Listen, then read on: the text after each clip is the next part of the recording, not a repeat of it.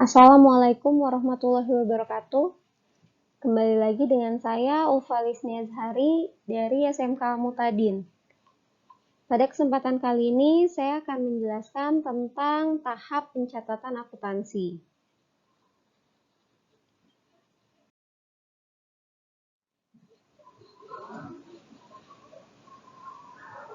Membahas tentang tahapan akuntansi, kita akan mulai dari pencatatan pada siklus akuntansi. Siklus akuntansi ini adalah tahapan-tahapan mulai dari transaksi sampai dengan penyusunan laporan keuangan dan siap untuk pencatatan berikutnya.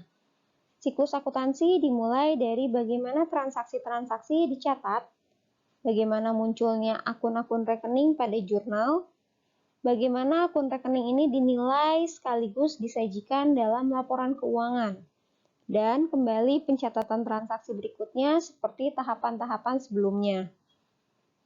Siklus akuntansi dapat digambarkan sebagai berikut. Yang pertama, kita bisa melihat dimulai dari dokumen transaksi. Siklus akuntansi dimulai dengan bukti transaksi atau dokumen-dokumen transaksi yang dikumpulkan. Bukti-bukti transaksi ini dicatat di dalam jurnal umum. Jurnal sendiri adalah pencatatan sistematis dan kronologis atas transaksi keuangan di satu perusahaan.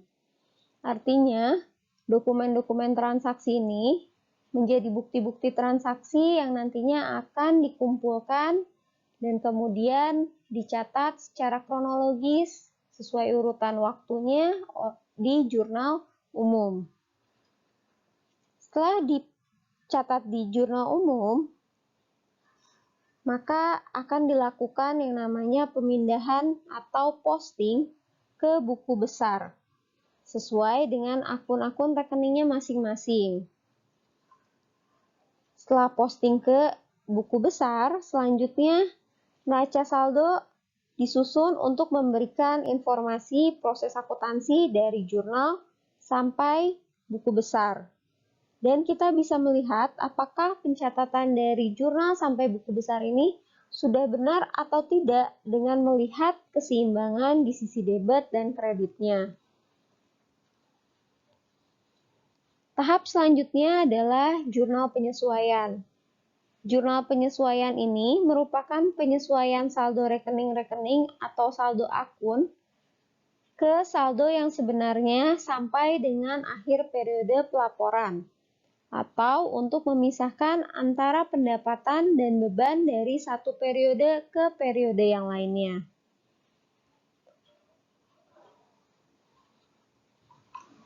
Jurnal penyesuaian selanjutnya diposting ke buku besar kembali.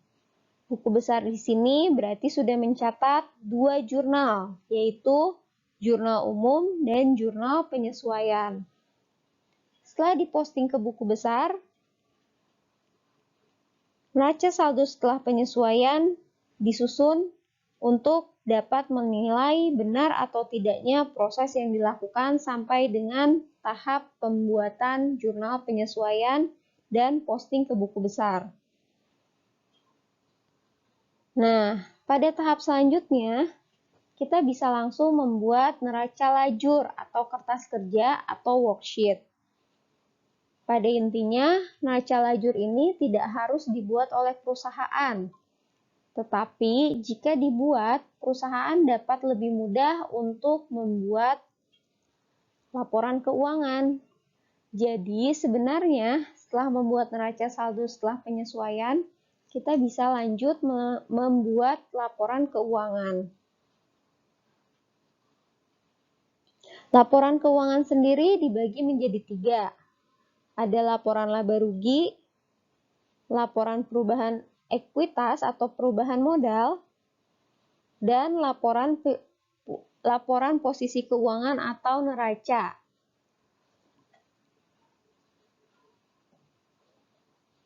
Selanjutnya, jurnal penutup. Setelah membuat laporan keuangan, kita akan membuat jurnal penutup yang fungsinya untuk menutup semua akun-akun nominal seperti pendapatan, beban, laba tahunan berjalan, dan prefer. Kemudian kembali diposting ke buku besar. Sehingga buku besar di sini sudah memuat jurnal umum, jurnal penyesuaian, dan jurnal penutup. Bersumber dari itu semua, kita akan membuat kembali neraca saldo setelah penutupan. Nah, ini merupakan proses akhir yang nantinya akan dibuat sebagai jurnal pembalik. Jurnal pembalik ini adalah jurnal untuk menghapus rekening-rekening defral sekaligus akrual yang timbul dari penyesuaian akhir periode dan mengembalikan kembali rekening-rekening nominalnya. Setelah jurnal pembalik ini dilakukan, maka selanjutnya adalah kembali ke pencatatan akuntansi di dokumen transaksi untuk periode selanjutnya. Nah, ini adalah satu siklus akuntansi dalam satu periode. Periode ini bisa dilakukan secara tahunan, bulanan, bahkan disesuaikan dengan perusahaannya masing-masing.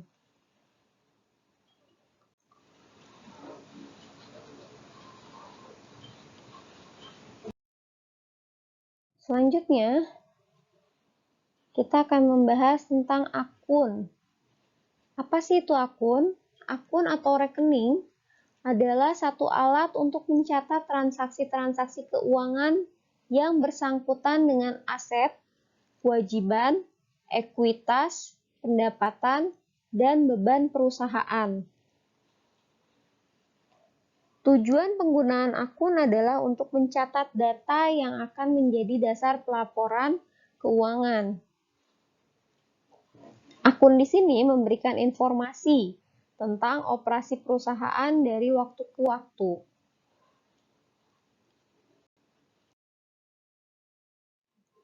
Nah, di sini akan saya jelaskan kelompok akun dan kode akunnya. Kita punya 5 kelompok akun. Kode akunnya ada 1, 2, 3, 4, dan 5. Artinya, kode akun di sini bisa menjelaskan bahwa nomor urut untuk 1 itu hanya untuk aset. Artinya, semua akun yang ada di kelompok akun nomor 1 adalah kelompok aset. Maka nomor urutnya nanti mereka akan dimulai dengan angka 1. 1.1, 1.2, sampai 1 titik sekian. Begitupun selanjutnya di 2, 3, 4, dan 5. Nah, di sini kelompok akun itu terdiri dari 5. Aset, kewajiban, ekuitas, pendapatan, dan beban. Akun sendiri dibagi menjadi 2. Ada akun real atau akun neraca, yaitu akun-akun pada rekening-rekening pada laporan keuangan yang ada di neraca. Nah, kita bisa lihat akun-akun ini artinya pada akhir periode dimasukkan ke dalam akun neraca dan di sini mereka disebut dengan rekening nyata. Berarti mereka menjadi saldo awal pada periode berikutnya. Sementara sisa 2 akun lainnya, pendapatan dan beban, serta prive dalam bagian ekuitas, itu masuk ke dalam akun nominal atau akun laba rugi, di mana akun-akun ini adalah akun pada laporan laba rugi, sehingga disebut dengan akun laba rugi atau akun nominal. Akun ini juga disebut dengan rekening sementara karena pada akhir periode saldonya harus ditutup atau dinolkan sehingga awal periode berikutnya menunjukkan saldo yang nol. Penggolongan ini dapat disimpulkan seperti yang sudah saya gambarkan di sini. Jadi untuk aset, kewajiban dan ekuitas itu masuk akun real dan pendapatan serta beban itu masuk ke akun nominal.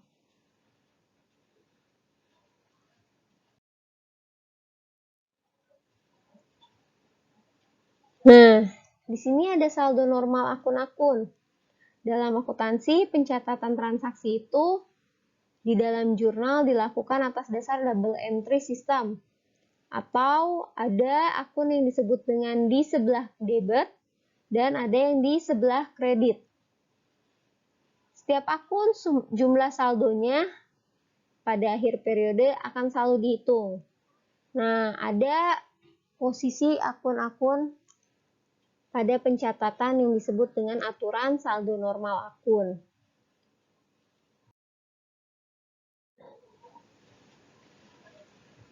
Ini adalah saldo normal akun jika terjadi penambahan, pengurangan, dan pada kondisi normal. Terima kasih. Semoga video ini bermanfaat dan kita bisa belajar bersama-sama. Terima kasih. Wassalamualaikum warahmatullahi wabarakatuh.